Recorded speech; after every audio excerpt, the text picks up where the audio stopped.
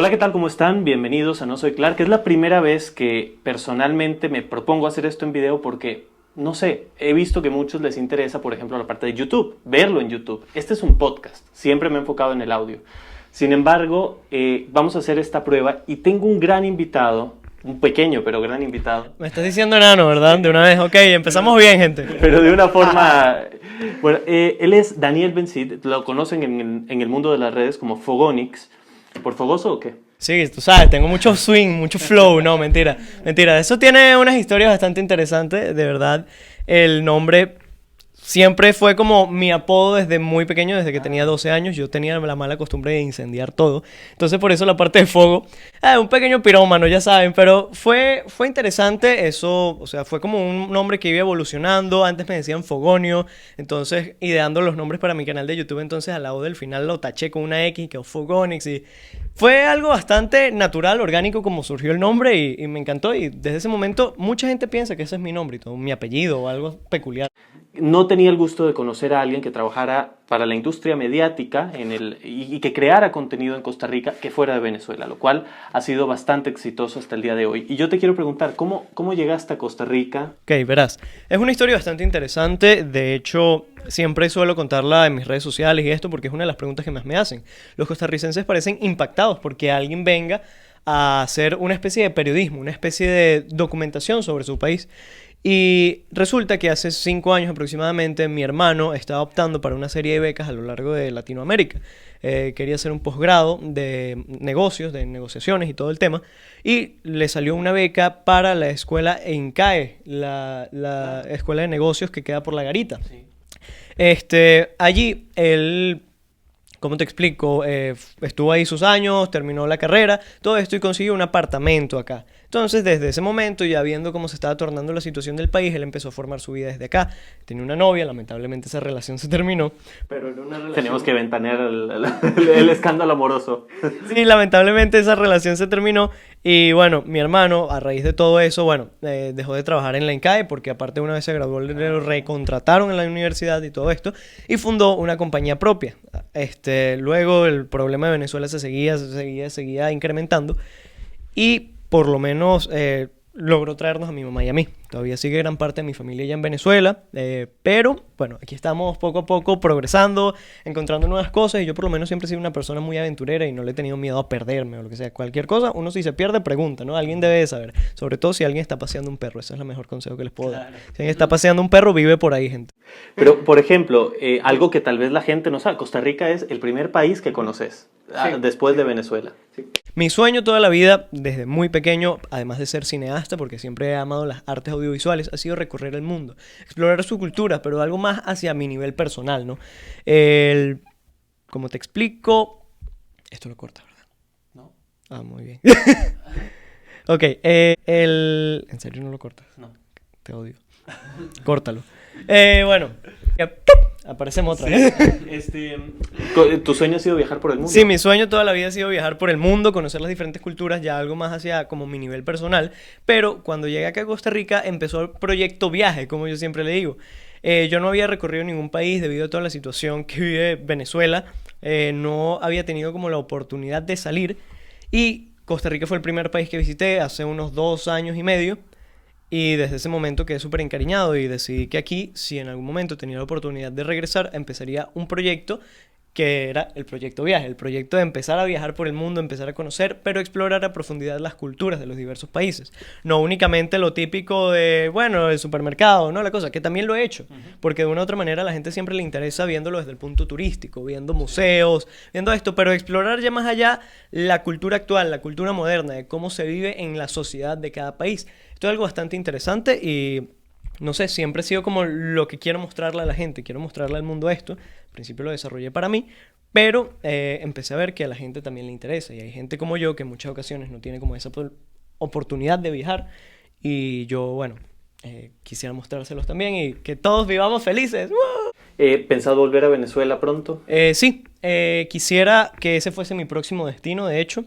Además de Costa Rica, quisiera volver a Venezuela. Tengo unos cuantos trámites todavía que arreglar por allá, por mi país. El problema es que eso está extremadamente lento, entonces tengo que ver cómo hacerlo. Tengo que primero esquematizar todo el viaje para después ir. Pero evidentemente si me paso por mi país, ver a mi familia otra vez, que como ya te comenté, todo está por allá, aprovecharía de grabar y mostrar cómo está todo. Quizás, no lo sé, estoy así haciendo como sugerencias, llegaría de sorpresa a mi familia, ¿sabes? Y que, hey, no te avisé nada, pero aquí estoy. Le aparezco a mi abuela y seguro le da un infarto o algo así, ¿sabes? Entonces no me quiero arriesgar tampoco mucho, pero sería una bonita experiencia. Entonces sí, extraño muchísimo mi país, me gustaría que fuera el próximo punto. No me voy a quedar en Venezuela, eso lo digo de una vez. Así, inclusive, el gobierno de Nicolás Maduro cayese, yo todavía no regresaría porque creo que todavía tengo mucho que hacer por el mundo. Y ahora que surgió esta oportunidad, hay que aprovecharla. ¿Quién es tu presidente? Wow, es una pregunta interesante porque Maduro no es mi presidente, obviamente, y eso es algo que yo siempre he discutido con mi familia. Yo no tengo cómo ver ambas caras de la moneda. Yo nací con el gobierno de Chávez, nací casi el mismo año que se instauró el gobierno de Chávez, y hasta el día de hoy este mismo régimen sigue. Entonces yo no tengo cómo ver cuál es el otro lado, yo no tengo cómo saber si realmente la oposición venezolana funciona. Sé que Guaidó se ha esforzado infinitamente por traer a Venezuela cosas que nunca antes se habían logrado y por eso es que el pueblo venezolano ha recuperado tanto la esperanza. Sin embargo, han habido decisiones o se han rodeado de personas que no son las correctas, como hace rato tú me comentabas, también fuera del podcast. Son cosas que no lo sé. Obviamente, ahorita te puedo decir que yo apoyo a Juan Guaidó, porque es la opción que hay. Sé que él lo está haciendo muy bien, no se han tomado las mejores decisiones, pero creo que de una u otra manera es el futuro que tenemos y hay que cambiar, hay que ver.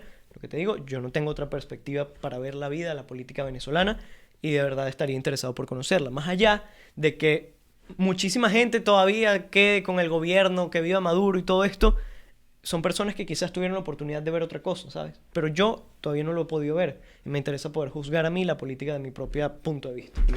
En el caso, por ejemplo, vos en 2014, ¿qué estabas haciendo durante esa primera revuelta contra Maduro? En esa primera, nada, tenía 14 años, estaba encerrado en mi casa. Mi mamá tenía muchísimo miedo en ese momento porque estaba muriendo mucha gente así aleatoriamente y fue unas manifestaciones menos organizadas que las que vinieron luego en 2017. Entonces era súper aleatorio, súper agresivo todo. Metieron preso a Leopoldo. Fue todo una locura. Entonces, que Diosdado Cabello sacaba noticias de que habían metido a Leopoldo preso a propósito para salvarle la vida porque los manifestantes, para culpar al chavismo, entonces iban a matar al otro. No sé, para ese momento la palabra chavista todavía está como muy reforzada. Está mitad y mitad. Entonces, sí era como muy rara la balanza en ese sentido y yo, por ejemplo, no pude asistir a clase en meses.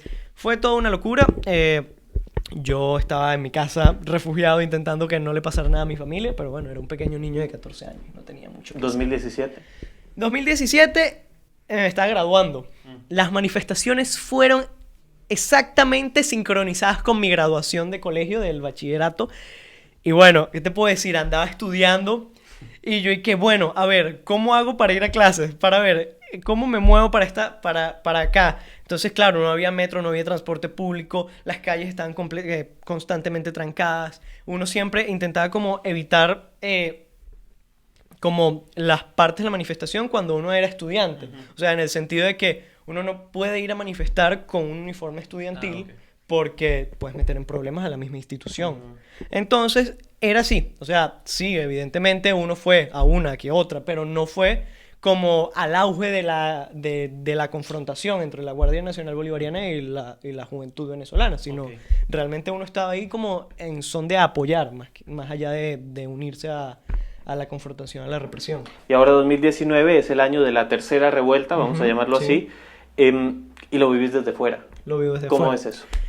Terrible, es terrible, de verdad. La sensación, a veces uno se pone muy inquieto, le da mucha ansiedad, sabiendo más que todo que la familia está allá y que la comunicación, uno habla, por ejemplo, uno se logra comunicar con su familia y ve que ellos no están enterados de nada, y ven que no, que Maduro invirtió tanto en la seguridad nacional, no, y uno que lo está viendo desde afuera les dice, brother, no seas estúpido, ¿sabes?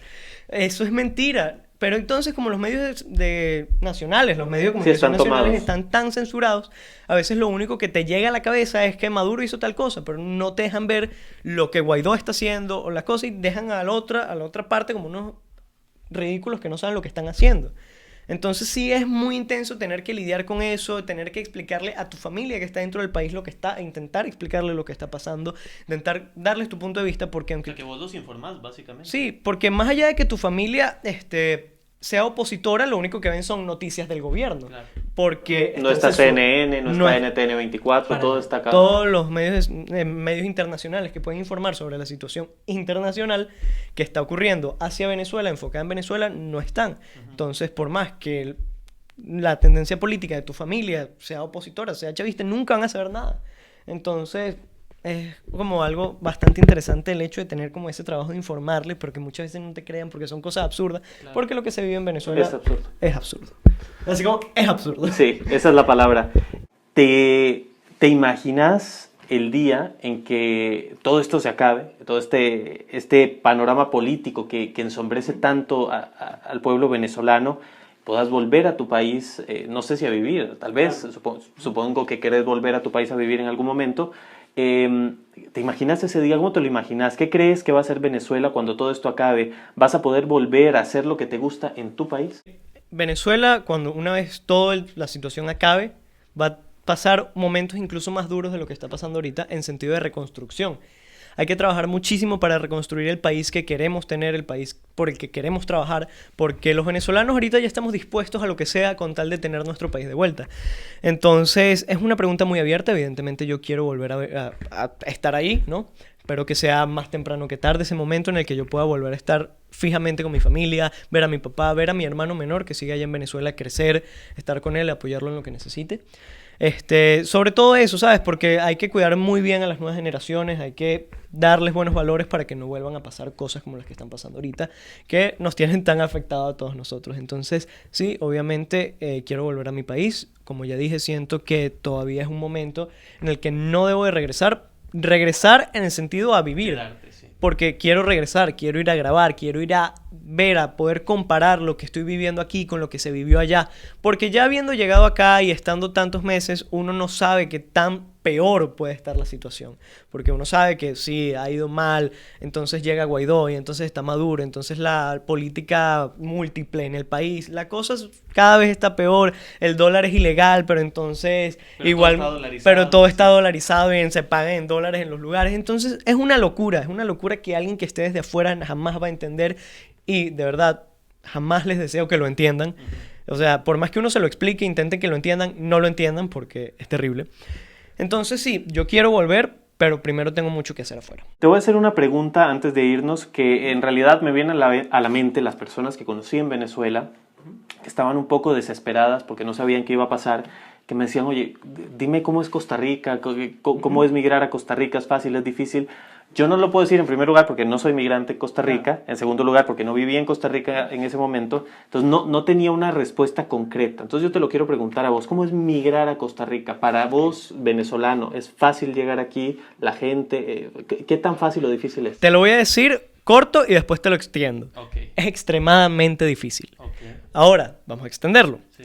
Resulta que, primero, Costa Rica es un país al que no se le puede llegar por vía terrestre. Tienes que ser, a juro, por avión. Entonces ya ahí sale el precio adicional de pagar un avión, que es muchísimo más caro que un autobús. Luego, todo el tema de las apostillas, bueno, esto ya es algo general para todos los venezolanos.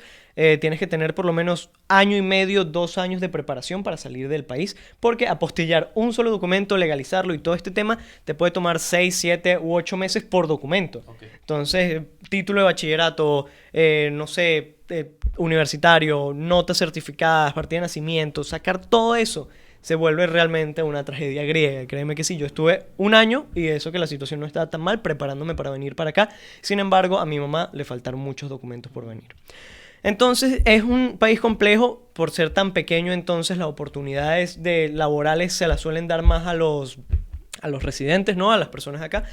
Y para sacar nacionalidades, residencias, ya sea temporales, no sé qué, tienes que tener muchísimo tiempo, es decir, tienes que tener unos ahorros muy grandes. Por ejemplo, para venirte como un representante de empresa o como un refugiado. Entonces, refugiado tienes que esperar 7 meses para que te den la cita. Luego de esa cita pasan otros 4 meses para que te den un permiso de trabajo temporal y después entonces tendrás otra cita en la que evaluarán si ese permiso de trabajo te lo dan permanentemente o te lo retiran. Entonces no puedes regresar a tu país, no puedes salir, tienes que pedir permiso. Es una locura el tema de refugiado. El tema de representante de empresa, entonces, es invertir una cantidad de dinero exorbitante creando una empresa, estableciendo tu familia, todo el tema, para que después, entonces, tiene que pasar, después de que cumples los requisitos, tienen que pasar unos cuantos meses.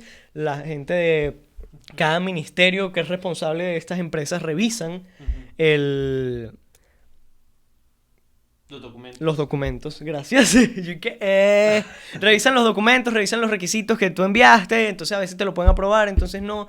En todos esos trámites siempre se te va a ir un año y vas a pasar un año sin permiso laboral. El lado bueno de la cosa de empresa, de todo esto de ser representante de empresa, no es mi caso, tampoco soy refugiado, yo ahorita estoy en un estatus aleatorio, quién sabe qué soy. Pero esto lo sé porque mi hermano tiene una empresa acá. Entonces, todo este trámite, lo único positivo que te puede dar es que puedes conseguir trabajo si consigues que te subcontraten, que contraten a la empresa en vez de contratarte a ti como persona natural.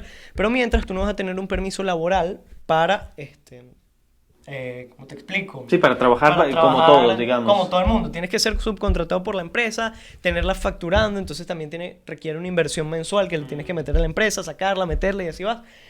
Es todo un proceso complicado. Es todo un proceso y siempre te va a llevar mínimo un año si tienes suerte. Entonces, difícil. Emigrar a Costa Rica sí puedo decirles que es una experiencia bastante complicada. Hay países que le dan muchísimas más facilidades a los venezolanos. Sin embargo, es un país en el que se hace dinero. Entonces, si ustedes quieren venir y hacerse millonarios, tienen que hacer el sacrificio, ¿no? Ok, vale la pena. Vale la pena si tienes los recursos. Porque si es algo que realmente estás desesperado por huir de Venezuela, hay muchísimos países en Latinoamérica que tienen los brazos abiertos para los venezolanos, inclusive con el pasaporte vencido, ¿no? Aprovechando que está tu público viéndonos, que es un público joven como nosotros, la vida tiene que tener un significado y hay que apostar por las causas grandes, justas. Y si la reconstrucción de Venezuela, que yo creo que va a llegar y se va a necesitar mucho talento y mucha gente joven, si podemos participar en algo suficientemente grande, nuestra vida habrá tenido sentido. Y yo espero realmente que el momento llegue pronto, que podamos volver. Y yo, aunque no soy de tu país, pero vivo muy intensamente este tema, espero verdaderamente poder participar de ese proceso en el que estoy seguro que también vas a participar. Claro que sí. Desde el primer momento yo voy a estar ahí aportando, sea desde afuera, sea desde China, desde Tailandia, desde Egipto, desde cualquier país del mundo. Yo voy a estar ahí aportando, inclusive en Venezuela. Así es. Pues bueno, muchísimas gracias. Que tengan un excelente día, tarde, noche, depende de la hora en la que nos estén viendo y nos vemos la próxima vez. El lema no le gusta mucho a Daniel porque les voy a decir, a mí me causa risa. Yo no soy Clark, soy su primo. Hasta la próxima. Chao, los quiero. Que Dios los bendiga. Y los quiero ver triunfar.